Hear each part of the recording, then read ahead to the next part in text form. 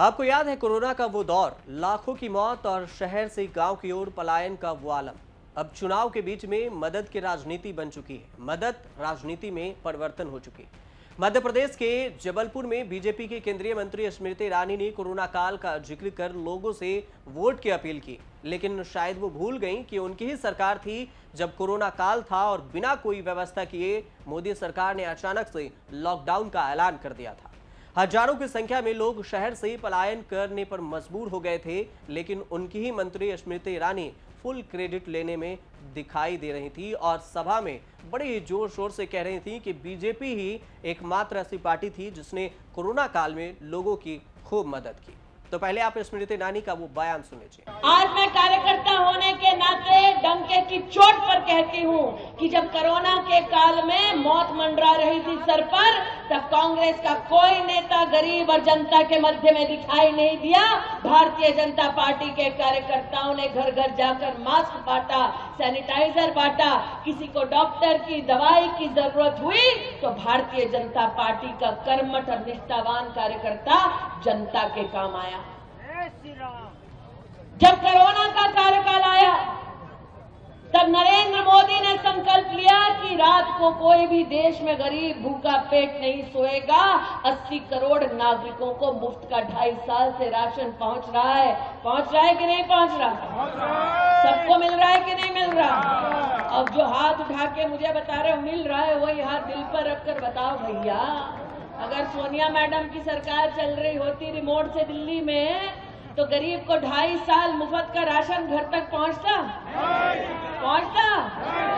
अरे ये बतलाओ, अगर सोनिया मैडम की रिमोट कंट्रोल की सरकार चल रही होती दिल्ली में, तो काला बाजारी उठाकर ले जाते कि नहीं ले जाते अनाज गरीब का? अब मोदी ने कहा कि मैं 5 साल और मुफ्त का अनाज दूंगा गरीब को, तो कांग्रेस पार्टी तिलमिलाई, थोड़ा सा छटपटाई, फिर कहने लगी कि मोदी पर हम केस कर देंगे। मोदी ने कहा करके दिखाओ, हमने कहा करके दिखाओ। अरे शेर का बच्चा है, गीदड़ थोड़ी ना है जो डर के घर में भाग जाएगा। अब आप सोचो, मोदी ने कहा कि मैं 5 साल और मुफ्त का अनाज दूंगा।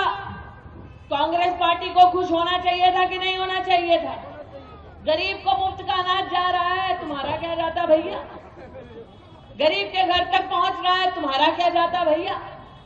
लेकिन कांग्रेस पार्टी ने उसका समर्थन नहीं किया, क्योंकि पैसा अनाज गरीब को जा रहा था। मैडम के घर जाता तो उनको कोई दिक्कत नहीं होती। स्मृति ईरानी के इस क्रेडिट लेने की होड़ में कांग्रेस नेता श्रीनिवासन वेवी ने एक्स पर लिखा कि वाकई कोरोना काल में आपने भी बहुत मेहनत की थी। आपकी ट्विटर अंतराक्षरी हैशटैग इसकी गवाह है। मोदी जी तो खुद ऑक्सीजन सिलेंडर लेकर सड़कों पर घूम रहे थे और अमित शाह पैदल ही मजदूरों को घर छोड़ आए थे। आप हैशटैग SOSIYC को जरा गूगल कर लीजिए, वीडियो एक साथ है, शायद थोड़ी शर्म आ जाएगी आपको स्मृति ईरानी। आपको बता दें कि कोरोना काल के दौरान जब कोविड अपना विकराल रूप दिखा रहा था, तब उससे लड़ते हुए मानवता का चेहरा भी नजर आया।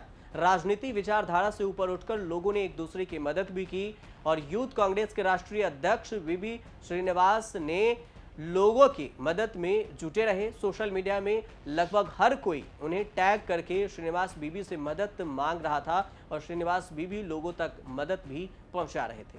श्रीनिवास और स्मृति ईरानी को लेकर विवाद तब सामने आया जब श्रीनिवास ने स्मृति ईरानी पर बयान दिया। श्रीनिवासन ने कहा कि स्मृति ईरानी गूंगी बहरी हो गई हैं। भारतीय युवा कांग्रेस के राष्ट्रीय अध्यक्ष यही नहीं रुके, उन्होंने आगे ये भी कहा कि उसी डायन को, महंगाई डायन को बेडरूम में बैठाने के लिए डार्लिंग बनाने का काम किया।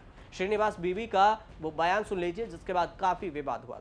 वो स्मृति ईरानी थोड़ा गूंगे बेरी हो गया, मैं उनको कहना चाहता हूं, उसी दयान को, महंगाई दयान को डार्लिंग बना के बेडरूम में बिठाने का काम। श्रीनिवासन के इस बयान के वीडियो क्लिप को कर्नाटक बीजेपी ने ट्वीट किया और इसके बाद श्रीनिवासन ने अपनी इस टिप्पणी पर सफाई देते हुए कहा कि गैस सिलेंडर की कीमत 400 रुपए होती थी तो स्मृति ईरानी महंगाई डायन की बात करती थी और तब की कीमत, और अब 1100 रुपए गैस सिलेंडर की कीमत पहुंच गई है और वह डायन अब प्यारी हो गई है। मैंने पहले यही कहा था, इसमें गलत क्या है? तो सफाई वाला वो बयान भी सुन लीजिए। मैं उन्हीं का बात आगे किया हूँ। मनमोहन सिंह जी को ये बात की थी, महंगाई को 400 रुपए सिलेंडर हुआ था, उसको महंगाई को डयन बना दिया करके मनमोहन सिंह को बोले थे। अभी 1100 हो गया है, उसी डयान को ये लोग ने डार्लिंग बना के बिठाया करके बोला। उसमें गलत क्या है? Where is the wrong? वो एवरी 3 डेज उनका बयान उन लोग ने अडानी को बचाना। हालांकि एक बार फिर से स्मृति ईरानी और श्रीनिवासन वीवी दोनों आमने सामने हैं और एक दूसरे पर हमला करते हुए भी दिखाई दे रहे हैं, लेकिन ये हमला कोरोना काल के दौरान मदद में जो क्रेडिट की होड़ है उसको लेकर है और इस पर राजनीति भी खूब हो रही है। आप देखते रहिए न्यूज़ तक।